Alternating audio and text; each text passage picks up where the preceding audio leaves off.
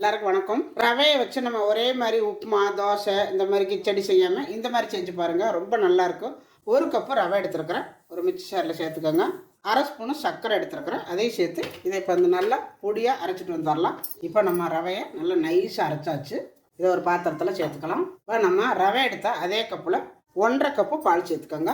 1.5 cup எடுத்திங்கன்னா கரெக்டாக இருக்கும். அதுக்கு மேலே சேர்த்துறாதீங்க. சேர்த்துட்டு நல்லா கலக்கிடுங்க. அந்த மாதிரி ஒரு 10 நிமிஷம் அப்படியே ஊற விட்டுருங்க. இருக்கட்டும். மூடி வச்சுருங்க. இருக்கட்டும். இங்கே வடச்சட்டி அடுப்பில் வச்சுருக்கிறேன். அரை கப்பு தேங்காய் சிரவி வச்சுருக்கிறேன். இப்போ இதை சேர்த்துக்கலாம். இது நல்லா வதக்கிடுங்க.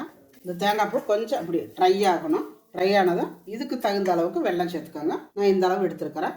இதையும் சேர்த்துட்டு நல்லா வதக்கிடலாம். வெல்லம் தேங்காய் எல்லாம் சேர்ந்து நல்லா ட்ரை ஆகிடணும். பாருங்கள், இந்த மாதிரி இப்போ அடுப்பு ஆஃப் பண்ணிவிட்டு இதில் கொஞ்சமாக ஏலக்காய் பொடி சேர்த்துக்கோங்க. ஏலக்காய் பொடி சேர்த்து நல்லா கிளறி விட்டுருங்க. இப்போ இதை லைட்டு சூட்டில் சின்னதாக ஒரு உருண்டை, நல்லா சூட்டோட உருண்டை பிடிங்க. இல்லாட்டி வரணும் ஆயிரும்.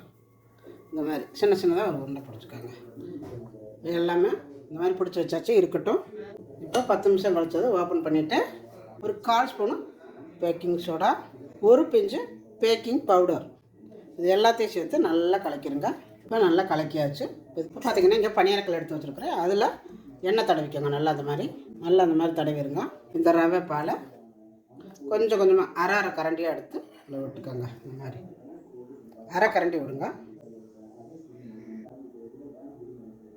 இந்த மாதிரி எல்லாத்துலேயும் ஊற்றிட்டு நம்ம வச்சுருக்கிற இந்த உருண்டையை அதில் போட்டுருங்க.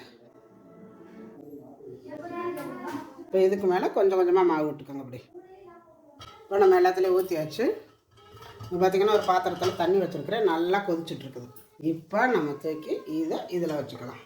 இந்த மாதிரி வச்சு ஆவியில் தான் நம்ம வேக வச்சு எடுக்க போகிறோம். பாருங்கள், வச்சுட்டு நல்லா அப்படியே மூடி வச்சுருங்க. இப்படியே ஒரு 10 நிமிஷம் இருக்கட்டும்.